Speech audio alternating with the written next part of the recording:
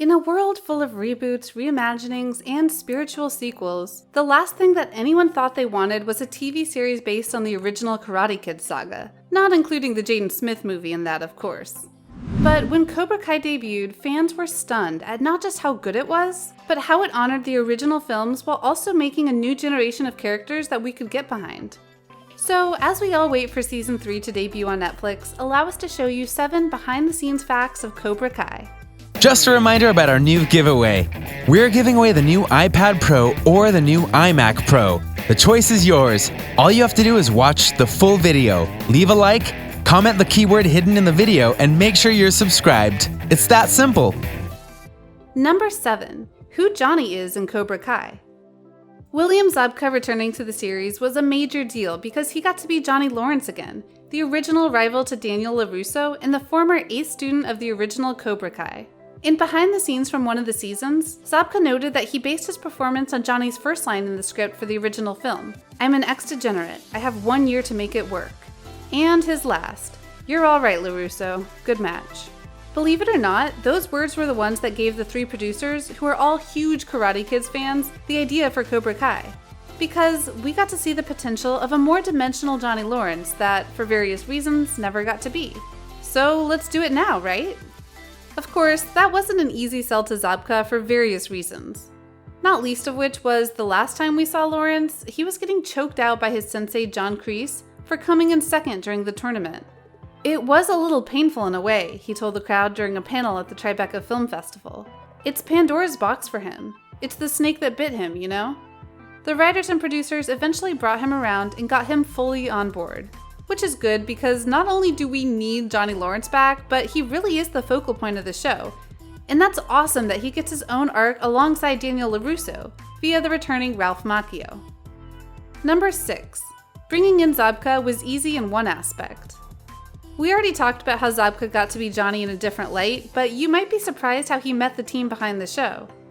Cobra Kai's co-creators and co-showrunners are John Hurwitz and Hayden Schlossberg, the duo behind the Harold and Kumar movies, and Josh Heald, who made Hot Tub Time Machine.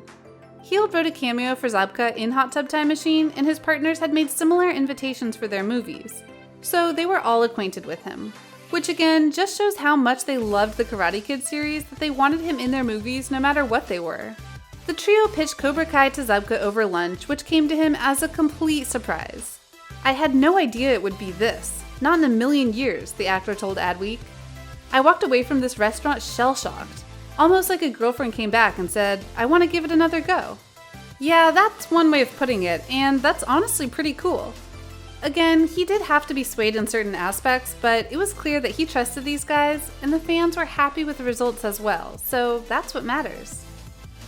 Number 5. In the credits. There's a lot that goes into the making of a series like Cobra Kai, but easily the thing that most people forget to look at is the credits. You might have noticed that both William Zabka and Ralph Macchio are credited as executive producers, which is well-deserved, but they aren't the only big names on there.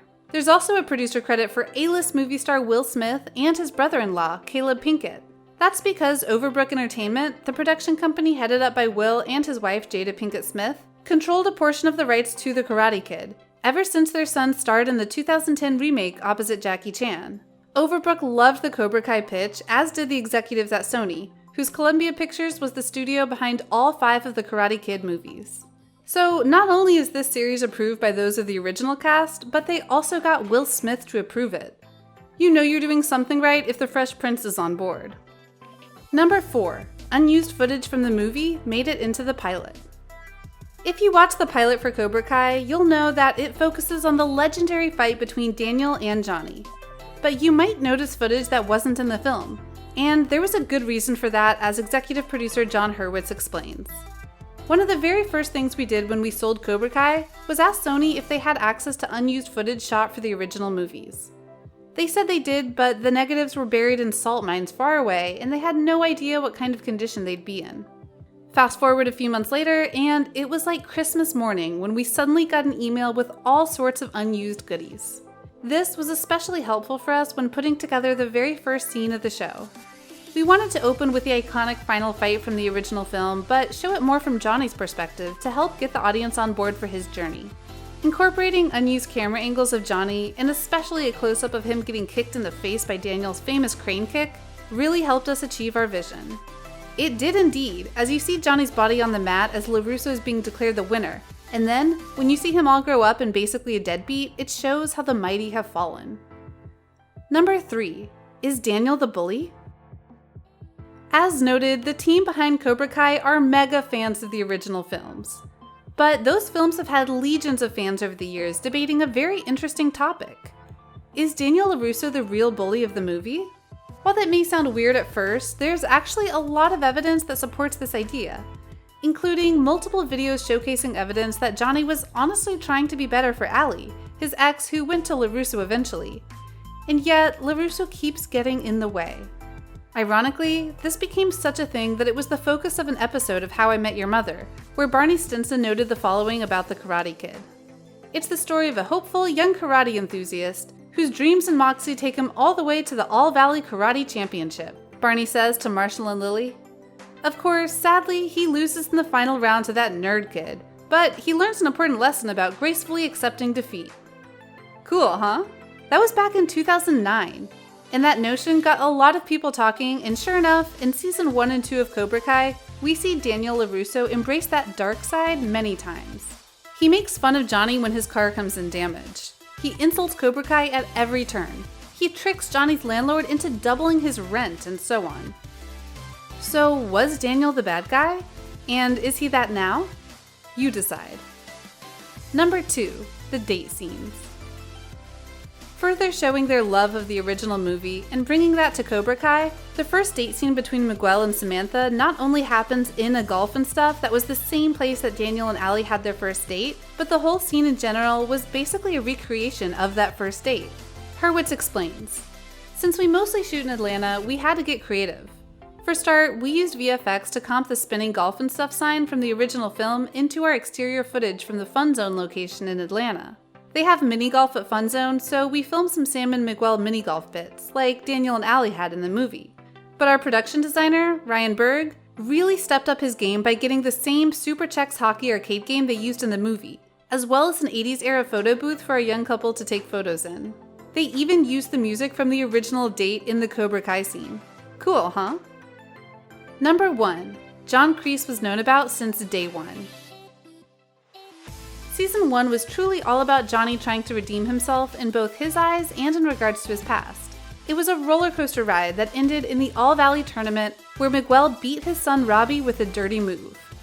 After which, Johnny laments what happened at Cobra Kai, only to be met by the return of his mentor in John Crease. You'd think this would be something they eventually came to the idea of, but instead, they knew from the beginning that this was what they wanted. We always knew the season was going to end where it does, and we've always had an idea of where it's going after that.